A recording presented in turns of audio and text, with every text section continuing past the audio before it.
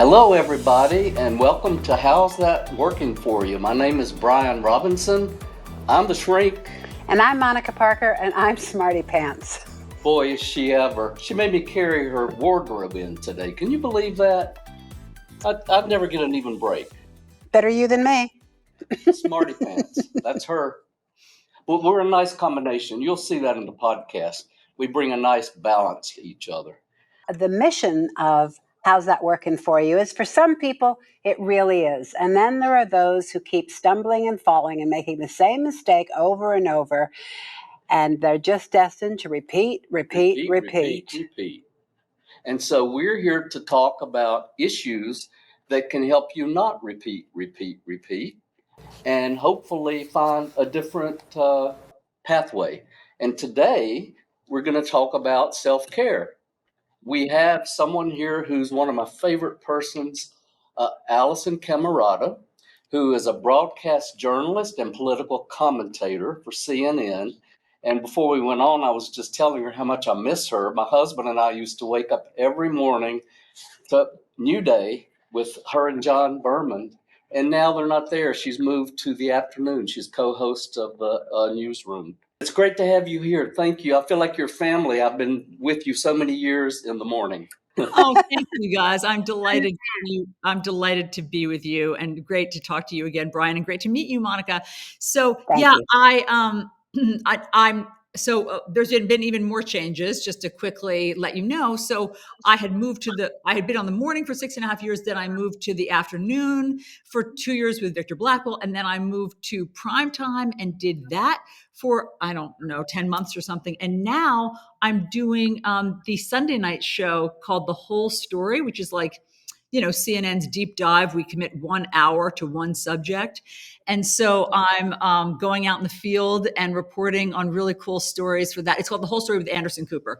Oh, yeah. I'm really excited to be, stretching this other muscle now. And at some point soon, I'll let you guys know what our first big story is, which is I've really been enjoying reporting. And it's definitely different. It's off the news cycle. Can you give us a clue? Yes. It has taken me to some of the fanciest places on earth to report. And it's going to involve a healthy dose of lifestyles of the rich and famous. Okay, so now I'm jealous. It sounds great. It sounds great. Well, so, you've done so much, and here is another whole goal for you. I can't wait to see how that unfolds. The thing about self-care, the word is batted around all the time, and I'm curious, is it just a bubble bath, or is there more to it? I'm curious about your definition of self-care and why that's important. Well, it can be a bubble bath, I would say, if that's your thing, but I think that it has to be taken pretty seriously, and it has to be, I think, a regular practice. So it's not just the ritual of whatever relaxes you. It's really committing to what allows you to be sane. And I think that we all have a lot of reason to redouble our efforts right now to commit to that, because frankly, there's all sorts of studies, and I know you guys know them, you're steeped in this, but we are processing so much more information than we were just 5 years ago, 10 years ago, certainly 50 years ago. It's information overload. It's social media, it's the internet, it's 24-hour cable. Our brains didn't used to have to work this hard. They just didn't. That's a fact. And so I can feel when my brain is short-circuiting. I have, word finding difficulties. My brain, it's basically my brain is smoking. Like I can smell it smoking, and it's going overtime. And sometimes in the news cycle, I feel that way. And then it's just not even a matter of a luxurious bubble bath. I just know at that point that I have to unplug and decompress, or I start going crazy. Your brain, to me, my brain starts shutting down with too much information. And so I take self-care really seriously because I feel it. And I just know that when I press through it, there's no good on the other side. I'm useless on the other side of that without self-care. You and I have talked about a topic before. I call it radical self-care, which takes it a little bit beyond self-care. I'm curious about your ideas about radical self-care and why that's important, if you think it's important. I do. I do too. I do too. Yeah. And I think that what radical self-care requires is knowing yourself unapologetically. Do not apologize for your nature. So, for instance, I am sluggish by nature. I am a somewhat lethargic I would person. never have known that. I know, I would and never have known that. nobody knows that because I'm, a high functioning slug. And so I like being in bed. I like staying in my pajamas. I like napping. I like resting. Bryan, you and I think have talked about this. Some people relax by working out. Yeah. Those people are foreign to me. They're aliens. You are my person. I'm unapologetic about this. Like, I'm not going to apologize for taking a nap. I'm not going to apologize for lying still.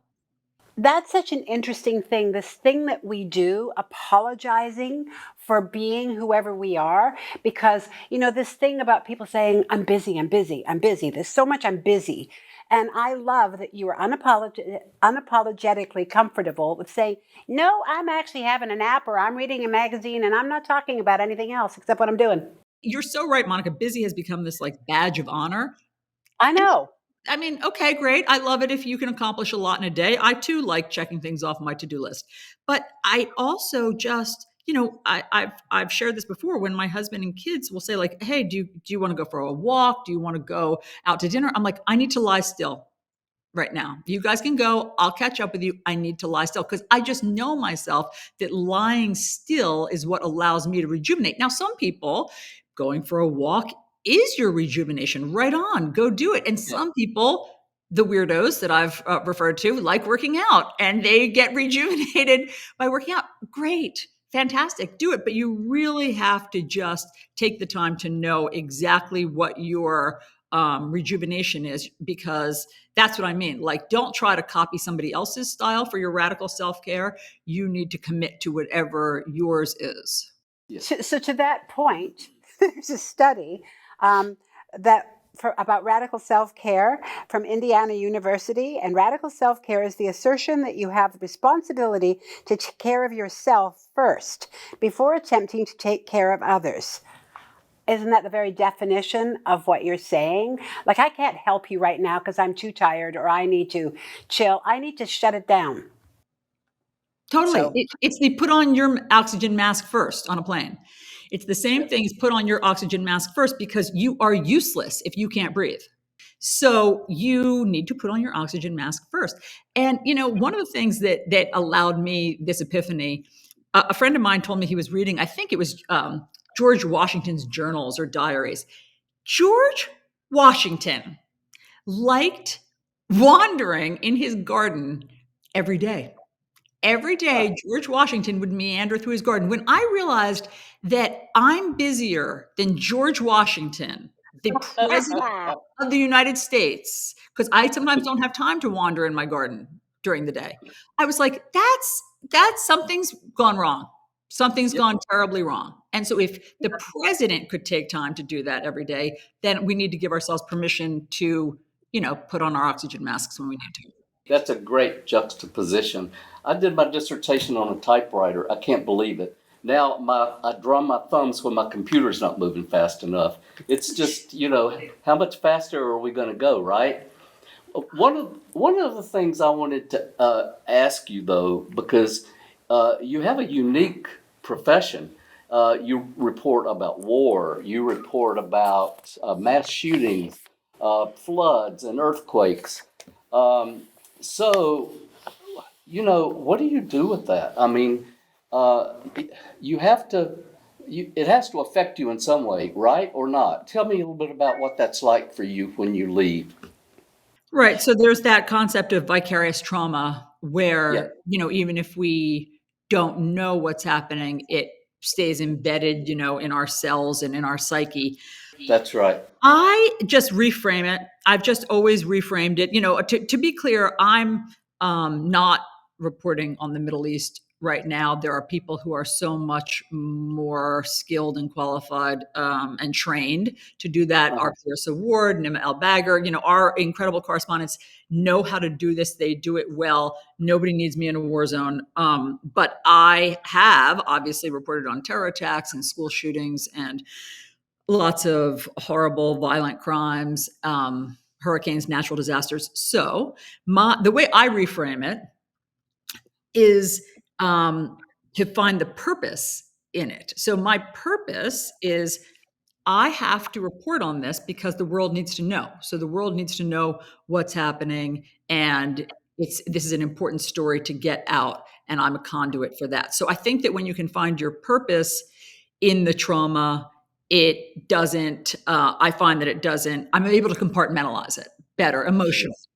And, obviously not everybody's a journalist, so their purpose is different. However, I think you could argue that your purpose is you can't turn away. You need to hear these stories. So you need to hear the story of what's going on in the Middle East. That can be your purpose as a viewer or as you listen, but you also need to know yourself. And at some point, when it's getting to be too much and it's too devastating, then you need to turn away. And you can do both. You can be a witness to it and then know yourself enough to know your breaking point, because it doesn't serve anybody any good to go beyond your breaking point where you become debilitated and paralyzed and you can't help anybody. But being a witness to it does, I believe, help people shoulder the suffering and how to help change that. That's great information for our audience, because a lot of people who watch the evening news see bodies being carried away or people blown to bits, and they don't realize the impact it can be having on their psyche. You explained it really well. And it's important that the average person who's listening or watching right now, that they know that part of self-care is monitoring that. You don't have to watch every single thing that happens. I know I don't.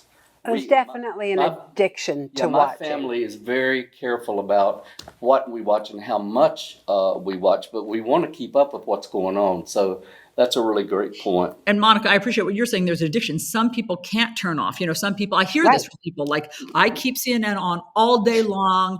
I watch it all day long. And I have to say to them, I think that's more than doctors, prescribe. Like, I think that at some point you do need to turn away, but everybody has their own threshold, for how much they can tolerate. I also think there's an addiction, definitely, to endless bad news. As much as you don't want it, there's some sort of it's the same thing as when people rubberneck driving by an accident. There's something that I don't know whether it takes us out of ourselves, and by the grace of God, we feel better about our lives. I don't know what it is that makes us feel compelled. I can tell you one thing, it's an adrenaline dose. For some people, if you put yourself in whoever's going through the tragedy, it can give you an adrenaline dose that you're not even aware of. And adrenaline itself can be addictive. Well, the way I see it is that it's I'll just speak for myself. It's how I vicariously learn. And so, in other words, when I'm watching the grieving father in Israel, whose children were abducted, it's like I'm watching it, I think, not so much for adrenaline, but more for, how would I ever get through this? How would I ever live through this? What lesson is here for me? 100% agree with you. I think it's that putting yourself in someone else's shoes and just feeling this pain and this horror of what they're going through. And I think there's sort of that idea that we would love to be able to help, and of course we can't. But it's the participation, in a sense, of it's empathy. I think it's empathy. We just want to somehow give a piece of ourselves to that in order to help, even though it's not possible. I'd like to segue, with the time we have left, just segue into self-care in general, with people who can't say no, or people who are people pleasers. Watching the TV and vicarious trauma is very timely, but even more timely is the average person who doesn't know how to say no and without feeling horrible about themselves. Yeah. I think you need to practice saying no, and you'll realize, I'm not I'm not one of those people. However, I am a bit of an experience junkie. So I say yes a lot because I'm excited. This will be this will be a fun experience. This will be a new experience. So it's not that I'm trying necessarily to please everybody. It's that sounds good. And then I realized I also said yes to lunch because that sounded good. And then in the afternoon, I said yes to moderating panel because I'm interested in that. And so I too overschedule like we all do. And because of my job, and my job is so demanding, it gives me a total out, to say no. And sometimes no is a very delicious word. And I would just say that until you practice saying it, you don't know. It is a skill that you need to practice, I think. And it is very empowering, like to say, I try to teach this to my daughters, my teenage daughters, because, they are still in the people pleasing mode of wanting their professors to love them and wanting their friends to love them. And I said, just practice it. And you find out that it's pretty empowering to say like, nope, I can't do that tonight. I would love to. No, I'm not available to do that. I just think if for everybody out there, just, try it. Permission to say no. That's a great It's thing. taking charge of your life. We have an audience question, by the way, which I think you've touched on somewhat, but I want to, because it's from our audience, I'm going to ask you. When you are bombarded by disturbing images, video, and daily correspondence, how do you remain objective and not emotional? Does radical self-care play a role in staying positive in today's world? So what I do is I'm pretty able to compartmentalize it. I'm pretty able to say, this is what I'm doing right now. I'm getting this story out. I'm in service to the story. I'm reporting on this. I'm providing this victim this platform. And like I said, that gives me purpose. And so I'm able to compartmentalize it and then usually not take that home with me. Some stories do permeate my skin and I do live with them more. I think about the story that I've done about missing children and stuff like that. And those are definitely harder to get past, but eventually I do, just by thinking about it and trying to think of a solution and trying to figure out how I can help. But yes, as I said, after something particularly traumatic or a really intense reporting day, then here's where radical self-help comes in. I can't get to the next day without that. I can't get to the next day without journaling, without, resting, without having many moments of stillness. And then last, let me say something that is really important in my own process and journey, and that is just gratitude. I think that if you can start each day with the 3 things that you're grateful for, I have a gratitude journal like that asks you questions about that, but you can just do it on your own in a notebook. That really sets the tone, beginning your day and the end of the day, I think, and that's part of my self-care routine. Obviously, that is incredibly beautiful and helpful. I want to spin this back just a little to when you first started out as a news journalist and you are faced with all of this horror and stuff. So along the way, did you suddenly say to yourself, I can't take this in. I have to find a way to find a new practice, how to handle what I'm doing? That's just what I want to know. No, I knew that that's what would be involved in being a journalist and being a newscaster. And I wanted it so badly that I was willing to do that. In other words, that didn't necessarily come as a surprise to me. And because I was so ambitious and this was a dream of mine from the time I was 15 years old, I knew it would be part and parcel of that. But the one story that I do think of is the time that I was in my, mid 20s and I went out to Indiana to cover a missing boy story. And I happened to be interviewing the parents when from through the window, I saw the state police and the chaplain pull up. Oh, And we had already had them mic'd. We had the parents mic'd. And so the police, this like procession of police and chaplain came in and pushed us out of the way and pushed us outside, but we had the microphone still on so we could still hear what was going on in the house. And they were getting the news that their son had been found dead. And I thought to myself, I will never get over this. I will never, ever, ever get over this. This is too traumatic. I'll never get over it because hearing the screams, How did you get over it? time. I got over it with time, and I got over it by giving those parents later the platform. That those parents were incredible, and they went on to pass a law in Indiana called Zachary's Law, which alerted the neighborhood to when a pedophile moved into town. And so, in other words, they were mobilized already to do something with their grief. And that, of course, freed me to do something with the vicarious grief of allowing them to have a platform. So, that's just one time, and being able to take some action, do something, help somebody, I think helps. I have a parting question I'd like to ask you. What do you say to the audience person who would tell you it's selfish to practice self-care, or they don't know how? I've actually had people say, I don't even know how to do that. It feels so selfish. What would be your advice to that person?